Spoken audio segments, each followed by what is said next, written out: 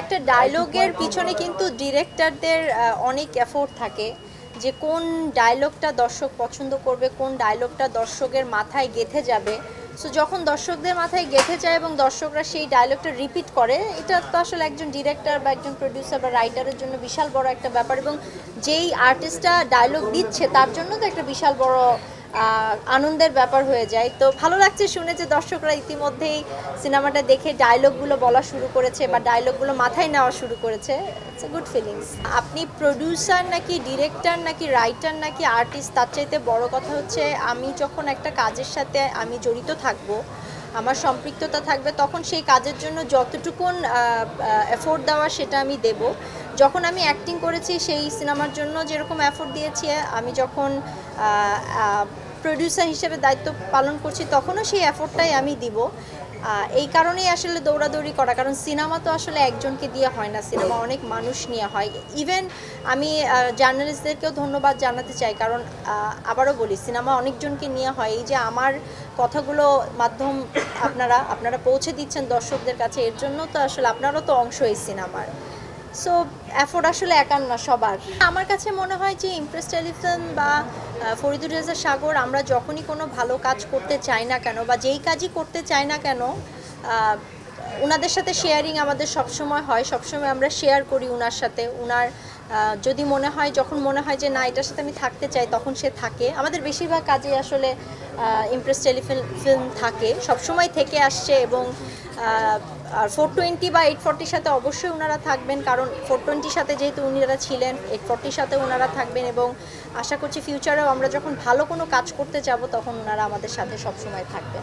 দর্শকদের উপর ডিপেন্ড করছে, কারণ 420 রিসেন্টলি যেটা হয়েছে, মানে অনেক বছর ধরে আসলে 420-এর সিকুয়াল বা 420-এর আরেকটা ডাবল ধামাকা আসছে না কেন, এটা নিয়ে আমরা অনেক প্রশ্নের সম্মুখীন হয়েছি। প্রশ্নের সম্মুখীন হতে হতেই আসলে মাথায় এলো যে আচ্ছা ঠিক আছে, this is the high time for 840। তখনই আমরা এটাকে এক্সিকিউট করার চেষ্টা করেছি এবং হয়েছে। দর্শকদের কাছে এখন 840 চলে আসছে। ইউ নেভার নো, হতেও পারে।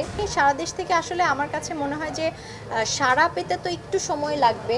তো বাট এখন পর্যন্ত মাল্টিপ্লেক্সগুলোতে বা অনেকগুলো হল থেকে আমরা ভালো সাড়া পেয়েছি। সবাই পছন্দ করছে, স্পেশালি স্টুডেন্টরা পছন্দ করছে। এটা আমাদের বড় প্রাপ্তি।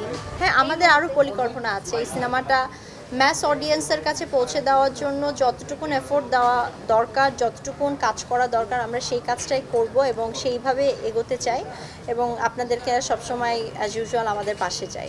এক দেশের মানুষ আরেক দেশের কালচারকে রেসপেক্ট করবে, পছন্দ করবে, অ্যাপ্রিসিয়েট করবে, তাহলেই তো আসলে সব জায়গা থেকে সব দেশ এবং সব মানুষ এগিয়ে যাবে।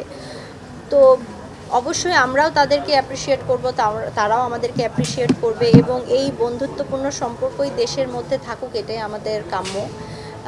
ভেদাভেদ ভুলে, সব কিছু ভুলে। খুবই ভালো লাগছে যে উনি সিনেমাটা দেখেছেন, ফিল করেছেন এবং স্ট্যাটাস দিয়েছেন বা আমাদেরকে অ্যাপ্রিসিয়েট করেছেন। আলহামদুলিল্লাহ, খুবই ভালো বিষয়।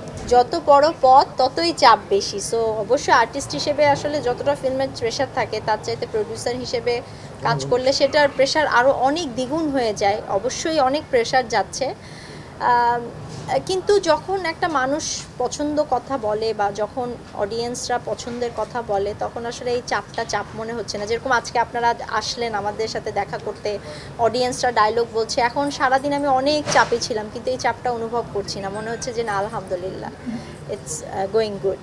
আমার কাছে ব্যক্তি ফারুকিটা কখনো চেঞ্জ হয়নি, এখনও সে আমার কাছে আগের মতনই আছে। যখন 2005-এ যখন তার সাথে আমি মিট করেছি, যেই ফারুকিকে আমি পেয়েছি, তাকেই পছন্দ করেছি, তাকেই বিয়ে করেছি, তার সাথেই আছি, এবং সে এখনও আমার কাছে সেই রকমই আছে।